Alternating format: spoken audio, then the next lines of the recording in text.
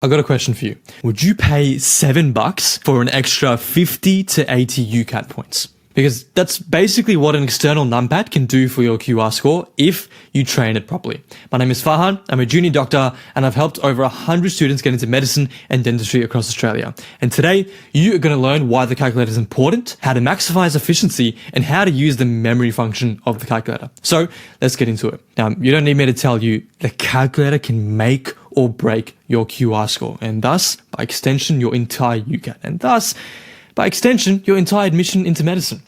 I used the calculator for literally every single question I did in QR, and I scored a 900. Now, from an efficiency point of view, what you want to be doing with the calculator is developing accuracy and speed with this tool. The way you do that is two ways. Number one, getting good at using the number pad on your keyboard. And number two is saving steps with the calculator. So we're going to go through number one, which is using the numpad from a physical efficiency point of view. But saving steps using the calculator is equally as important, right? And what does that actually mean? Well, if you've ever used this calculator before, you know that it sucks. And so it's really prone to making errors. If you put in the wrong input here, backspacing actually deletes the whole number. So if you're in the middle of a really important calculation and you mess it up, you have to start from basically the beginning. So the way I like to go saving steps using the calculator is asking myself, have I done this calculation in the most efficient way?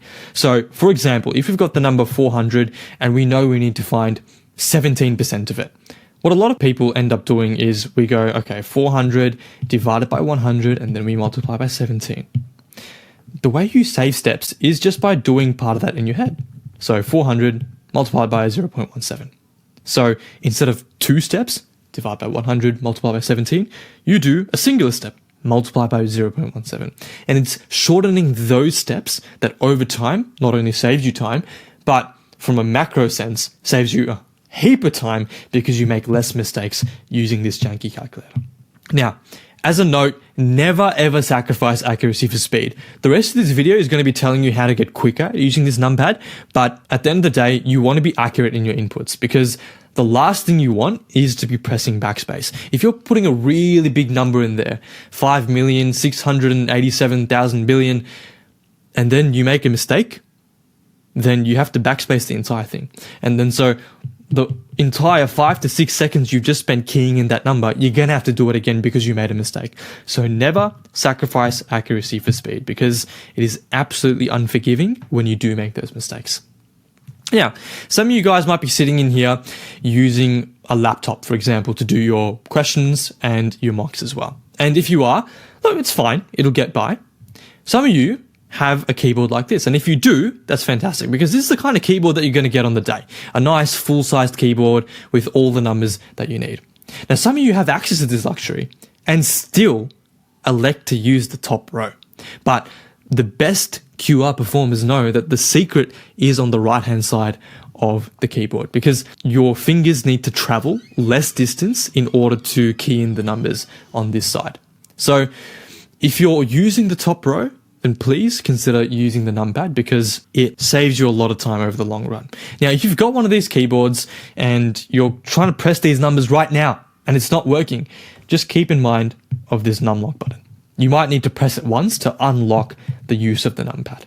So, if you're still clicking in the numbers instead of using the keyboard, please stop. Man, the amount of time you're wasting in this section is beyond imagination if you're sitting there clicking in those numbers. So you must use a keyboard.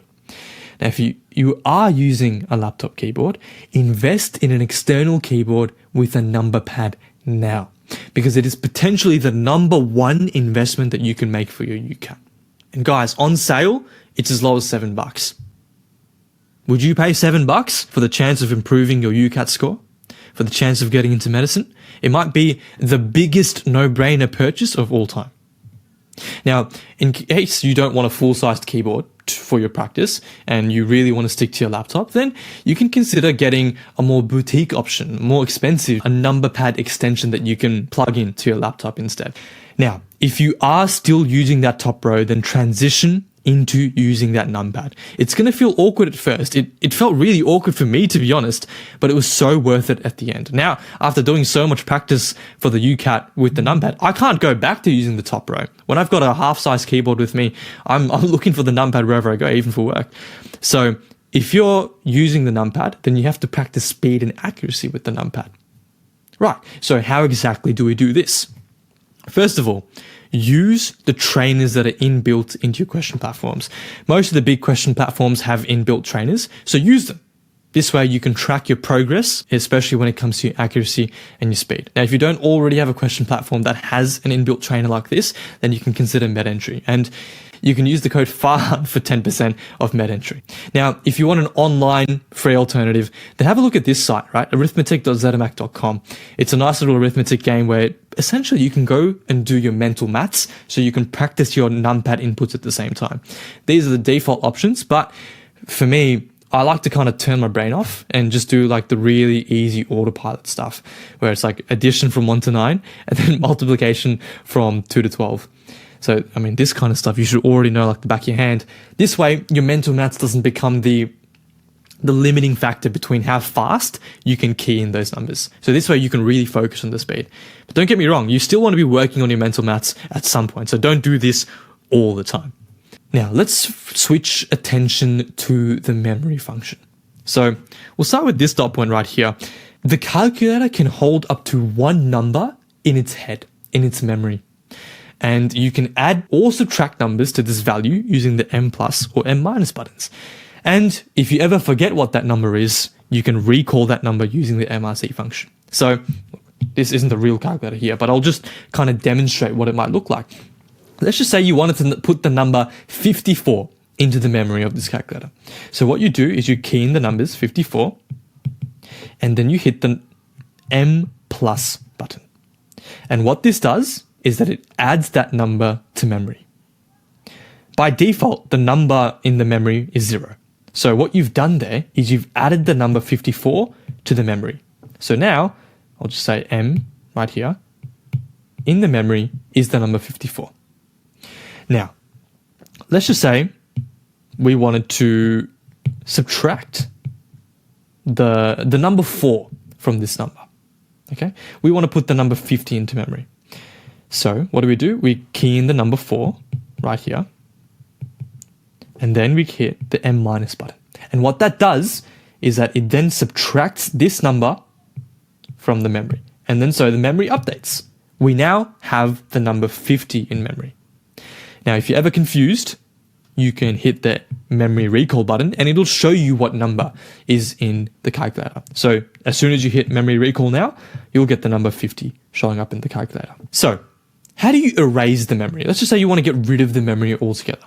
The way you do this is you hit this button and then this button. Memory recall and then memory minus. And if you really think about it, it makes sense, right? Because what you're doing is you're subtracting the memory from itself. Again, let's just say we had the number 54 and you want to reset that back to 0. Then what do? You subtract the number 54. So memory recall populates the calculator with the number and then memory minus subtracts that number from itself. And then you're left with 0. So that is how you clear the memory function.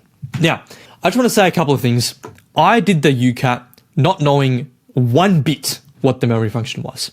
My memory function was writing down the number on paper, and I ended up scoring a 900 on the day of the UCAT. So you absolutely do not need to know what the memory function is, and you don't need to use it if you're not comfortable using it on the day of your UCAT. Like if you're sitting here right now, 1 week out, I probably wouldn't be forcing myself to learn how to use this. Just stick to pen and paper. It's the easiest thing so that you don't mess up.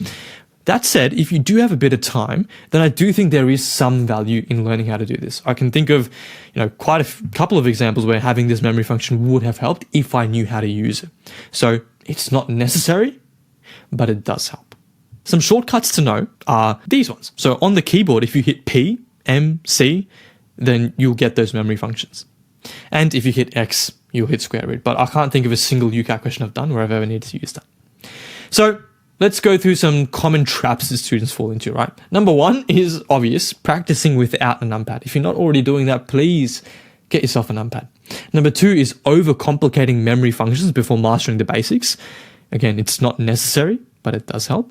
And number 3 is sacrificing accuracy for the sake of speed, because that calculator, man, it gives me nightmares. It's so unforgiving. So please do yourself a favor. Don't rush, because the moment you do and you make a mistake, then you have to do it all again.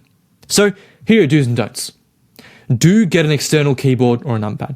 Do use the numpad for all of your UCAT practice. Do run short daily drills to improve your numpad efficiency. Literally 30 seconds a day or 1 minute a day will get you there. Don't use the top row or, God forbid, click on the screen. Don't let memory functions slow you down, and don't make missed inputs, because mistakes cost a lot of time. So here's your next step. Invest in a keyboard or a numpad. Then actually use the numpad. It's going to feel uncomfortable at first, but you know that's the way forward if you want to get quicker. And then do daily practice. Use the numpad trainers built into the question platform and do quick mental maths online.